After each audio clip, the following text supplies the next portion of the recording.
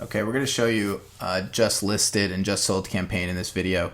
I've already set up a quick photo and a quick just listed, and this is going to be a lot more descriptive from your end. Okay, I just wanted to show you this for the purpose of this demonstration. You can put as many photos as you like, and I encourage you to put as many as Facebook allows you to put up here. And then also be as descriptive as possible in the property, but always end it with some sort of call to action, right? Contact me for details, put your phone number on there, drop your email below, and I'll reach out to you however it is that you're most comfortable asking for information.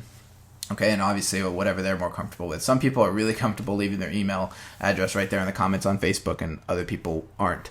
So, private message me, however you want to put that. Just make sure you have something there that people can take action on. Okay, so the main way that you're going to do a just listed and just sold campaign is you're going to do a boost post.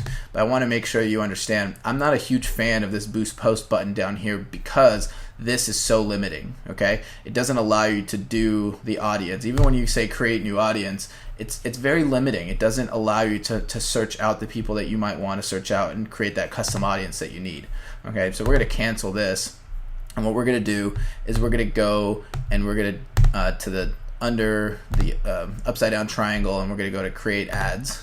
Okay, and from there you're going to have that same option to do a boost post, but you're going to have the ability to do all the targeting that we want to take advantage of. Okay. And similarly, you can send people to your website if you have a landing page for this particular property. So let's say you have a virtual tour site that you did some photographs, and they create a virtual tour for you, and they give you a little single page for landing page for your virtual tour. You can link to that, and that's also a good way to get more views at your virtual tour page. But there's going to be a call to action there, and there's going to be other people that you can or other tours that people can look at. So you run the risk of people diverting their attention away from your property and going somewhere else on the virtual tour page. You can also do it with a Zillow page. If you own the listing, Zillow won't put anybody else's ads on there, and you can link to that. That's a good landing page.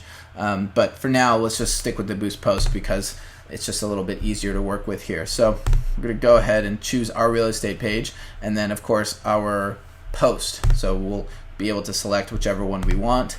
Okay, and we'll hit continue because we've selected the just listed that we want. All right, and now we get the full force of the Facebook ads reach. Okay, now you have some options. You can literally put in the address here and a radius around it, which is a really good idea for a just sold. Okay, but for a just listed, we want to be a little bit more specific. So, or excuse me, a little bit more vague. So, the broader the reach, the better. So we'll go, your city plus 25. You can even do 50 miles if you feel comfortable doing that. Okay. And then again, with the just listed, what you're trying to do is find out who would be interested in buying this house. Now, sellers are just as important too. Okay. But you would have to target them separately. I firmly believe that when you're doing a just listed, you're also showing you're probably trying to show the buyers more than you are the sellers. Sellers really, they care that something just got listed in the neighborhood, but they're more worried about what it sold for. And so that's why I think the just sold campaign really works for them more so. But you're the expert in your area. You do whatever you feel is most appropriate with your ad money. This is just what I found works the best. So I'm going to change up my demographics, of course, like I mentioned before, to who I think is going to buy this property. Okay, so I'm just selecting stuff out the wazoo right here, but you can see that this is changing all the potential reach as we go along. I can say just men, I could say just women, and again, I encourage you to do that because it helps just formulate an idea of who likes what types of housing and what ads resonate with what person the most. And so once you start getting similar houses to list, you're going to know exactly who your demographic is that you're going to be working with.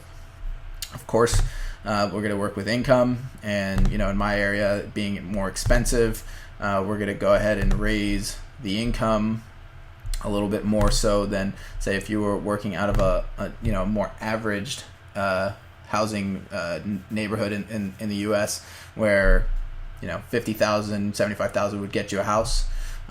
That's not going to really work too well in our area, but again, it could work in yours.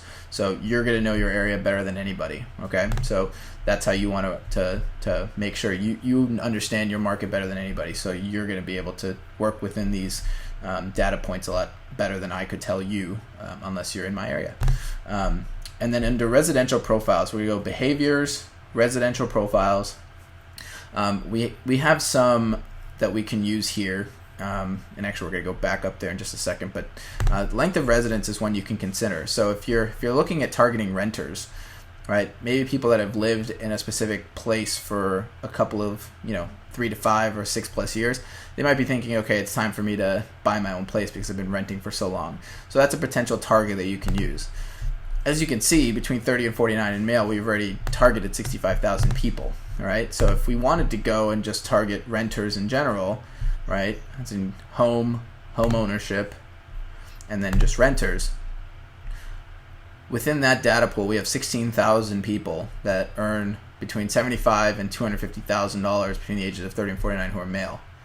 So this would be a really solid demographic for us to target. And again, we've identified why. So you can split test this by going men and women. Okay. And you can see there's more women at 18,000 than men at 16,000. But that's a pretty solid reach of 34,000 people that you can hit with a just listed and that are renting right now and that might be thinking to themselves, hey, I make a pretty good amount of money. Why am I wasting it on rent? Okay. And more so, that goes back to your marketing copy. As I said, I just threw something up there really quickly. But if you're targeting renters, don't be afraid to use that terminology, right? Why rent when you can own?